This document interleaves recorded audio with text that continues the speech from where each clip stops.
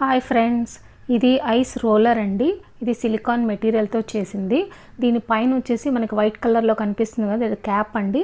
దాన్ని ఓపెన్ చేస్తే ఒక హోల్ ఉంటుంది. ఈ హోల్ లోపల మనము వాటర్ ఫిల్ చేసుకోవాలి. దీనికి మనకి మీడియం సైజు గ్లాస్ వాటర్ సరిపోతుందండి.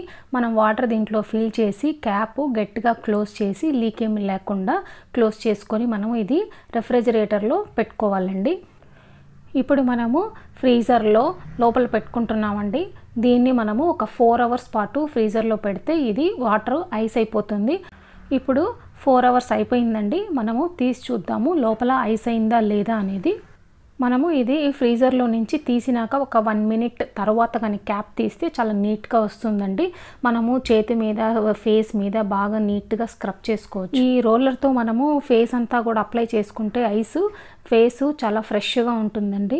దీంట్లో మనము వాటరే కాకుండా లెమన్ వాటరు లేదంటే కోకోనట్ వాటరు ఇలా ఫేస్కి మంచివన్నీ కీరా వాటరు ఇలా అన్నీ ఈ రోలర్లో వేసేసి మనం ఫ్రీజర్లో పెట్టేసుకుని ఐస్ చేసుకొని మనం ఫేస్కి స్క్రబ్ చేసుకోవచ్చు. ఇలా చేయడం వల్ల ఏమవుతుందంటే మన ఫేస్ మీద ఉండే బ్లడ్ సెల్స్ అన్నీ కూడా రెన్జువేట్ అయ్యి ఫేస్ చాలా గ్లోగా వస్తుందండి.